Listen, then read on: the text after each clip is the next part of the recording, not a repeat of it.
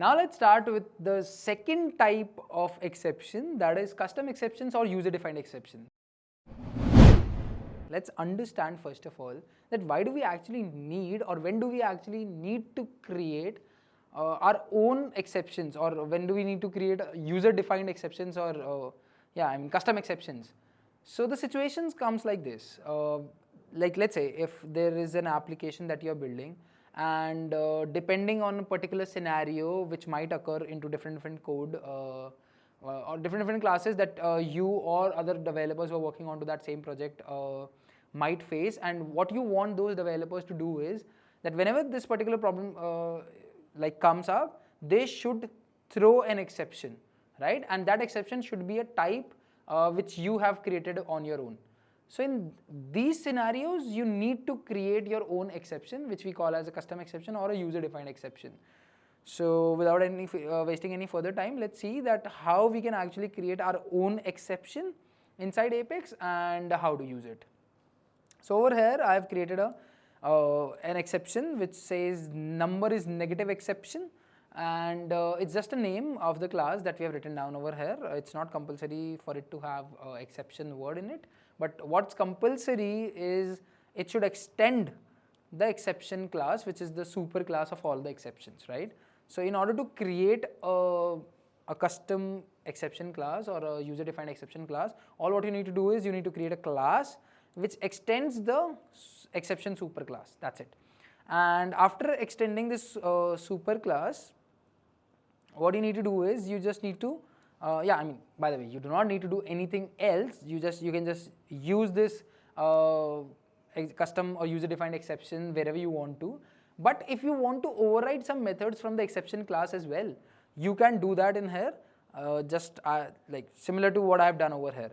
So there is a method we all know in the exception class called as getMessage method, and over here what I am doing is that I'm just overriding this getMessage method.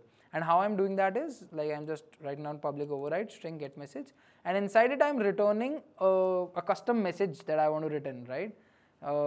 That is just a new exception created by me for a negative number. So whenever in the program there is a negative number which we get, we should throw an exception, right? That's something that we want to do with the help of a custom exception or a user-defined exception. So for that I have overridden this getMessage method. And after overriding this getMessage method, let's have a look into a particular program that how we can actually use a user-defined exception or a custom exception into any program that we create. So over here we've got a method in which it accepts an integer I from the user, whosoever invokes this. And if this I is less than 0, then in this case what we need to do is we need to create an object of that exception class, right, which we have created, or that user-defined exception class. So over here what I'm doing is number is negative exception n is equals to new number is negative exception, and parenthesis open, and over here I'm just writing down a message. If I'll just remove it and save it, it'll get saved because there are different types of constructors which we have got in the exception super class. So if you just want to just create an object of it, there's no need to pass any string in here. But if you want to pass any string value over there in the constructor as a parameter, you can do that. But over here, I don't think we'll be doing it. And after it, what we are doing is we are throwing the object that we just created of that particular custom exception class, like this, throw n, right? And when we'll throw this catch block is gonna catch it, and after catching it, over here what we are doing is we are just debugging the any.getMessage, which is just which will just invoke the method that we have overridden over here or overrided over here. So that's what it is. So now let's just go into the execute anonymous window and see that how this code will execute. And by the way, what this code does is it just multiplies the number by itself and multiplies it by 10 and then just prints it. But if the number given to us is negative, then in that case it will throw an error. And why it will throw an error? Because negative when gets multiplied, it automatically becomes positive.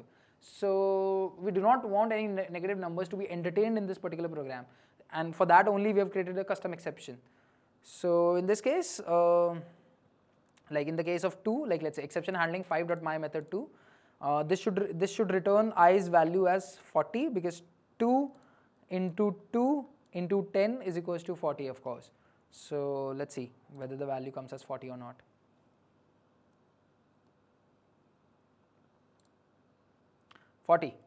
Exactly as we expected.